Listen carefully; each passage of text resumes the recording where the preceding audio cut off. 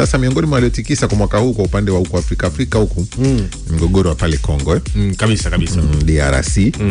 Na nimeona taarifa pia mpya ambapo serikali ya Kongo imetangaza waasi wa Mabondo kusini, Mobondo wanaitwa, kusini magharibi mwa nchi hiyo kuwa kundi jipya la kigaidi, huku machafuko ya kikabila yakiongezeka na usalama wa taifa ukitetereka. Sasa kundi la waasi wa Mobondo limeibuka upya na kusababisha hofu ya kutokea kwa machafuko makubwa katika mji mkuu wa Kinshasa.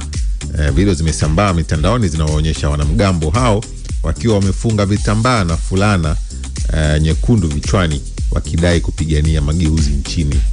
Kati tunazungumza kuhusu M23, Mobondo hawa punde si punde. Na wao wanapigania mageuzi nchini. Mwae kuzungumza hapa kwamba miongoni mwa mambo ambayo yanaitesa DRC ni kuwepo kwa makundi mengi ya waasi. Yes, kuwepo kwa makundi mengi ya waasi, lakini kuwepo na makundi ya kikabila ambayo yamekuwa yakipigana na malengo tofauti ndani ya Kongo. Hao Mabondo wanataka mageuzi ya kisiasa na ya kinchi. Hao M23 wanataka wao waingizwe kwenye jeshi la FARDC. Kodeko wao wanapigania kabila la Lendo nchini Kongo. Kwa sasa kutazama kuna makundi mengi ambayo yamekuwa na malengo tofauti. Na hicho sasa ndio tulikuwa tunasema hapa kwamba nia ya Trump ni nzuri, lakini mkakati wake wa kufikia amani ulikuwa hauna, tunasema yani hauaminiki ukitazama, kwa sababu aliwaita watu ambao of course wanatajwa kwamba wamekuwa wakisababisha ukosefu wa usalama nchini Kongo, kwa maana kwamba Rwanda, Paul Kagame na mwenzake Felix Tshisekedi, lakini aliacha kuyahusisha makundi ambao wenyewe ndio wamekuwa wakitishia usalama ndani ya Kongo. Na unaweza kujiuliza kwa mfano, okay, hayo makundi Mabondo, si Kodeko, si Lendu, hizo silaha unazipata wapi? Ukitazama kundi la kikabila linapigania jamii fulani ndani ya Kongo, lakini tayari lina silaha. Wanapata wapi hizo silaha? Na juzi tulisema hapa kwamba imetoka tafiti ya Global Insecurity Index nasema kwamba uuzaji wa silaha umeongezeka. Maana ni kwamba sasa kuna baadhi ya vikundi ndani ya Kongo wamekuwa hata wakinunua silaha kwa magendo. Ndio. Kwa magendo, kwa sababu hizi silaha zina serial number katika kila nchi. Sasa hao wanazipata wapi?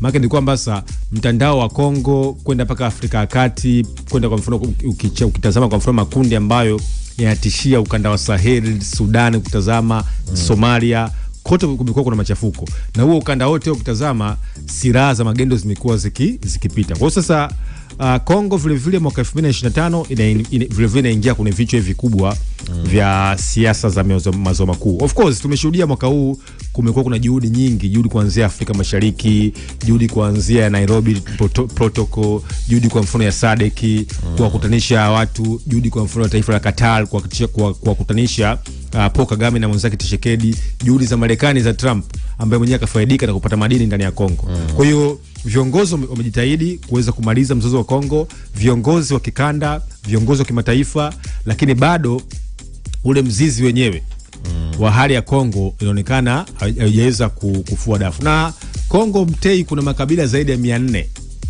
Makabila zaidi ya 400. Kuna vyama vya siasa zaidi ya 300.